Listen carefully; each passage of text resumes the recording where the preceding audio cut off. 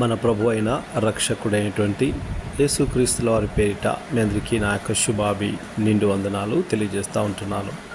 ఈరోజు దేవుని యొక్క వాగ్దానము 37వ కీర్తన 4వ వచనము.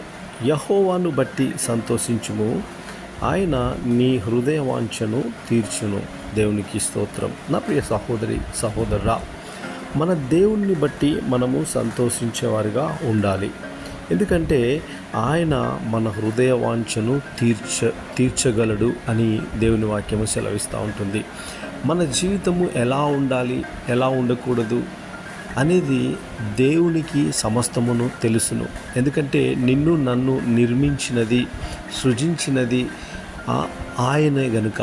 దేవునికి స్తోత్రం. నువ్వు ఎలా ఉండాలో, నీకు ఏది కావాలో, ఏది అవ్వకూడదో సమస్తమును దేవుని చిత్తాన్ని మనము నమ్ముకోవాలి. మన చిత్తం ప్రకారంగా కాదు, కానీ దేవుని చిత్త ప్రకారంగా మనము నడిచేవారుగా ఉండాలి. కాబట్టి ఆయన మనకి ఏది మేలై ఉన్నదో దాన్ని మన జీవితంలో తప్పకుండా చేసేవాడుగా ఉంటున్నాడు.